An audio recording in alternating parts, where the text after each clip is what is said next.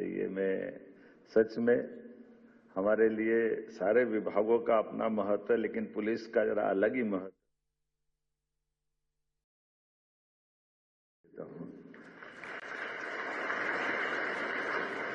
मुझे 2 गुलदस्ते मिले, गुलदस्ते तो क्या 2 पौधे मिले।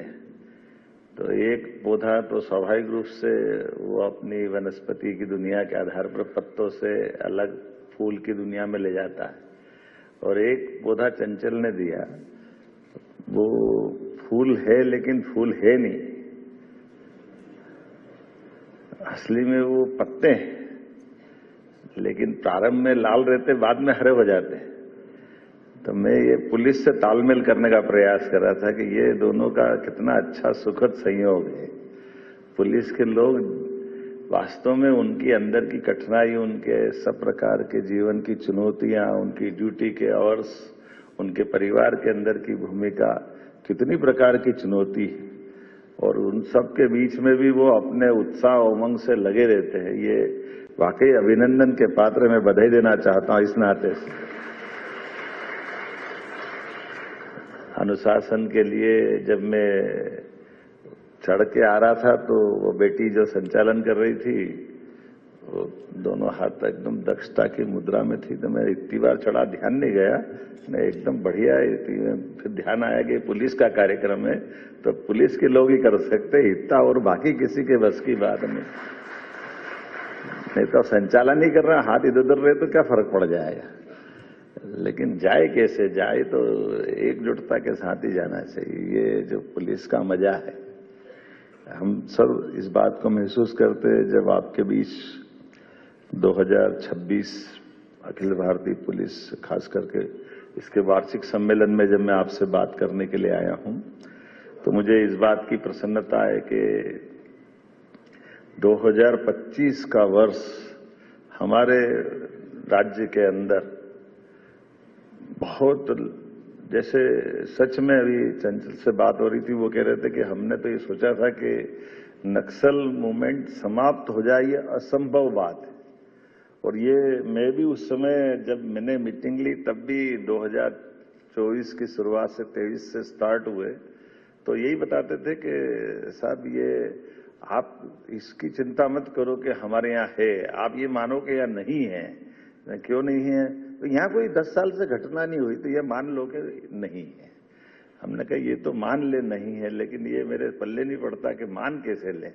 हमने कहा ये ऐसा प्रश्न है जैसे कोई एक कमरे में व्यक्ति आराम से मखमल वाले गद्दे पे सोया है और कमरे के अंदर नीचे सांप घूम रहा, बोले काटेगा नहीं साहब, आप सो आराम से, कोई चिंता मत करो। और साला घूम तो सांप रहा, कब काट ले पता नहीं, लेकिन नहीं आप आराम से सो, कोई चिंता नहीं। मुझे इस बात की प्रसन्नता, हमारी पुलिस और पुलिस के अधिकारियों ने चुनौती को समझा और सांप का फन कुचला और सांप को बाहर किया। ये नक्सल मूवमेंट को समाप्त करने की मेरी अपनी ओर से बधाई। जो असंभव था उसको संभव कर दिया, और ये हमारे लिए राज्य के गौरव की बात है। कल मैंने प्रधानमंत्री जी को भी बताया तो वो अत्यंत प्रसन्नता के साथ बोले, सच में तुम्हारा राज्य खत्म हो गया। मैंने कहा उपलब्ध जानकारी तो यही है, और आपकी जानकारी हमसे ज्यादा अच्छी रहती है, तो मैं आपसे क्या कहूंगा, ये आप इस बात को मान सकते हैं कि उनके तंत्र तो बहुत ज्यादा अच्छे हैं। मैं मान के चलता हूं कि वाकई में ये बहुत 2025 का वर्ष, जब से अधिकांश लोग सर्विस में आए, उसके पहले से नक्सलवादी मूवमेंट चल रहा था। 88, 87 कब से खड़ा हुआ, पहली बार की घटना 90 में आती है, और उसके पहले 2-4 साल में तैयारी उनकी लगी होगी। और ये वाकई इतना खराब दौर था, कई लोगों ने कीमत चुकाई, कई हमारे पुलिस के अधिकारीगण, छोटे कर्मचारी, आम जनता, राजनीतिक नेता, मंत्री, कितनी कीमत चुकाई है, कितने प्रकार से कीमत चुकाई।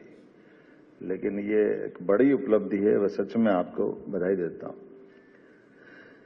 जब हम आज मीट की बात करेंगे तो मैं प्रारंभ में उस टॉपिक पे वापस आता हूं कि हम यहां जब बात कर रहे हैं तो आप 2 दिन के अंदर नए पुराने सारे अधिकारी मिलकर के हमारे परस्पर अनुभव के साझा करते हुए, अपनी भविष्य की चुनौतियों को भी समझते हुए, एक दूसरे के अनुभव से नए ऊर्जा से भरे हुए, अपने काम की दक्षता को हासिल करने की मन में ललक लिए हुए नए मित्र भी मिल रहे हैं, और पुराने अपने अनुभव के आधार पर हमको मालूम है हनुमान जी को अगर जामवंत नहीं मिलते तो समुद्र की दुनिया का क्या होता।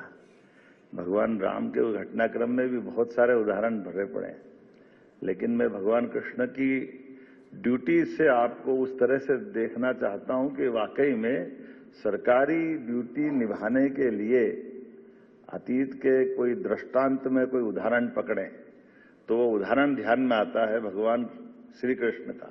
कई बार नादानी में लोग बोल जाते हैं कि भगवान ने अर्जुन को अपने गीता के उपदेश के माध्यम से उसका मन पक्का करके और आखिरकार युद्ध में और भगवान ने उनके बंधु बांधवों में और इस सब में संघर्ष में पता नहीं क्या उनकी भावना रहती, लेकिन भगवान के ऊपर वो बात का दोषारोपण करने का कुत्सित प्रयास करते कि उनने एक युद्ध को टाल सकते थे, लेकिन युद्ध करवा करके कई लोगों के उस युद्ध में हताहत हुए। लेकिन कभी हम गौर से देखें तो उसमें उल्टा है। उल्टा कैसे है? एक पक्ष तो कुछ चाहने वाले का और एक नहीं देने वाले का है। कौरव वो जो चाह रहे वो दे नहीं रहे, पांडव लेने वाले हैं, तो दोनों एक लेने वाला नहीं लेने वाला, मतलब दोनों पक्ष तो उस युद्ध के परिणाम से कुछ न कुछ पाने वाले। लेकिन युद्ध की बड़ी ताकत भगवान कृष्ण की सेना भी तो है, जिनको एक तरफ वो खड़े दूसरी तरफ उनकी सेना है, तो दोनों दृष्टिकोण से उनके हाथ में क्या मिल रहा है? युद्ध क्या अगर कौरव पक्ष जीतता तो कृष्ण भगवान किधर खड़े थे? उनके मान का, उनके अपमान का, उनके कहे गए वाक्यों का। और उधर जाओ तो हम कभी पुलिस की दृष्टि से देखते हैं कि सरकारी ड्यूटी में ऐसा कोई अफसर मिले जिसके साथ अजय नेतृत्व करता हो और वो नेतृत्व करता अपने सारे लोगों को सामने खड़ा करके उस युद्ध में खड़ा कर दे, जिसको भविष्यवक्ता भी मानते, जो जानते कि इसमें मैंने सबको सामने खड़ा किया है। लेकिन ये एक नहीं बचने वाले हैं। सब वो लोग जो जीवन भर जीतते आए, हमेशा अपनी विजय के डंके बजाते रहिए और उस युद्ध में खड़े हुए एक ऑर्डर से, केवल कृष्ण भगवान ने कहा मैं इधर और बाकी उधर। और उस पूरे सारे जितने भी विद्वानों से पूछो, अपन तो इतने विद्वान नहीं है, लेकिन कि पूरे युद्ध में हमने ये सुना नहीं कि भगवान के कृष्ण का कोई एक सिपाही भागा, और ये भी नहीं सुना कि कोई बचा। सब हताहत हुए, सब के प्राण गए। लेकिन एक अनुशासन का कितना उत्कृष्ट मिसाल बनता है कि एक ऑर्डर से। अब ये अलग बात है कि 18 दिन तक युद्ध चला और भगवान तो युद्ध में हथियार नहीं उठा रहे थे, हथियार तो अर्जुन चला रहा था। तो ये भी प्रश्न हो सकता है कि उसमें कोई ने तो कहा होगा कि भगवान हमारे भी तो बाल बच्चे हैं, हमने क्या बिगाड़ा है, हमको यहां क्यों खड़ा कर दिया, हमको तो छुट्टी दे देते। लेकिन सच में गीता के उस वाक्य पे जब भगवान ने अपने मुखारविंद से कहा है, वो उनके ऊपर बीत भी रही हुई। कोई मेरा उसमें से जैसे अगर मैं कल्पना करता हूं, कोई मकवाना जी जैसे सामने खड़े होंगे, कोई उपेन्द्र जैन जैसे होंगे, सब सामने जिनने काम साथ में करा, और वो सब ऐसे कैसे हो सकता है कि साथ में काम करने वालों का अपने आंखों के सामने उनका उस युद्ध के साथ जोड़ करके एक एक का शरीर छूटे और उसमें वो निष्पक्ष भाव से खड़े रहे। भगवान कृष्ण के ऊपर बीत कैसे रही होगी। लेकिन सच में अनुशासन की ये उत्कृष्ट मिसाल है। इसलिए सदियों से भारत भारत है। हमें अपने सारे अतीत के गौरवशाली पृष्ठों पे गर्व है और आनंद है। पुलिस का अनुशासन, इसीलिए दुनिया, जब हम पाकिस्तान की तरफ देखते हैं, दुनिया के देशों की तरफ देखते, तख्ता पलट हो जाता है, कई जगह बदलाव आ जाता। लेकिन हमारे यहाँ देश आजाद हुआ, हमारे साथ पाकिस्तान भी आजाद हुआ, लेकिन हमारे यहाँ आपातकाल की घटनाक्रम हो या कोई और घटनाक्रम हो, जहां जहां आवश्यकता पड़ी, हमारी ये जो आईएएस आईपीएस सर्विस के माध्यम से वर्तमान की प्रशासनिक तंत्र ने अपनी लोकतंत्र को मजबूत करने की जो भूमिका अदा की, सच में अद्भुत है। मैं धन्यवाद देना चाहूंगा अपनी इस प्रकार की भावना के लिए ऐसे संगठन के लोगों को, जिन्होंने अपनी अपनी उस दायरे में रह करके उस सारे प्रकार से, और अब पुलिस की बात करता हूं तो मैं अभी साइन करके आ रहा हूं कि हमारे द्वारा 12 साल से डीएसपी एडिशनल एसपी नहीं बने थे। मुझे प्रसन्नता अभी हाल आप आज के बाद को जल्दी समाचार आएगा कि हमने प्रमोशन का वो रास्ता भी खोला है। 7,500 भर्ती हर साल हम करने ही वाले हैं। 22,500 पदों की भर्तियां हो जाएगी। आपने ड्राइवर का कहा, ड्राइवर की क्या बात है, भेजवा देना, वो भी कर देंगे, कोई मना थोड़ी है। डी साहब आप कह रहे हो तो क्या परेशान है, किसी भी प्रकार से अच्छे कामों को करने में क्या दिक्कत है।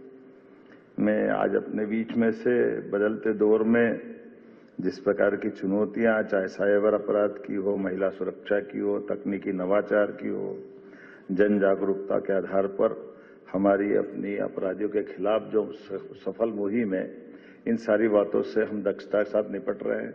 नए कानून लगाने के लिए भी मध्य प्रदेश पुलिस देश के सामने आदर्श रूप से चल रही है। मैं इस नाते से भी आप सबको बधाई देता हूं, आपका अभिनंदन करता हूं। आपकी सतर्कता और त्वरित कार्रवाई से राष्ट्र विरोधी ताकतें, चाहे जमात मुजाहिदीन बांग्लादेश हो, ये क्या बोलते हैं, पीएफआई है ना, पॉपुलर फ्रंट ऑफ इंडिया, और नाम भी जाने क्या क्या है, इनके नाम लेना ही है, लेकिन हम उम्मीद करते हैं कि ये जहां से खड़े हो वहीं दफन कर दें। हमारी पुलिस की दक्षता से मेरी अपेक्षा भी है और आप उसमें सफल भी रहोगे, ये मैं पहले से आशा भी व्यक्त करता हूं। 2026 हमारे लिए कई प्रकार की संभावनाओं के साथ आपके लिए अच्छे प्रकार से दक्षता के आधार पर काम करने के लिए प्रेरणा देना वर्ष बनेगा। इस भाव से जब मैं माननीय प्रधानमंत्री की तरफ देखता हूं तो उन्होंने आज के लिए कितनी अच्छी बात कही कि ये तथाकथित वास्तव में तो गुंडे हैं जो आतंकवादियों का चोला पहन लेते हैं। कितने प्रकार से कोई क्या क्या रास्ता निकाल के आता है, और संगठित अपराध के लिए भी हमारे यहाँ राज्य में कोई जगह नहीं। जो आपने नशे की बात कही है, हमारे यहाँ केंद्रीय एजेंसी आए उसके पहले हमारे राज्य की पुलिस दबोच ले, किसी को मौका नहीं मिलना चाहिए। और भविष्य की दृष्टि से आप अच्छे से अच्छे ढंग से काम करते जाएं, मेरी अपनी ओर से शुभकामना है। बहुत बहुत धन्यवाद।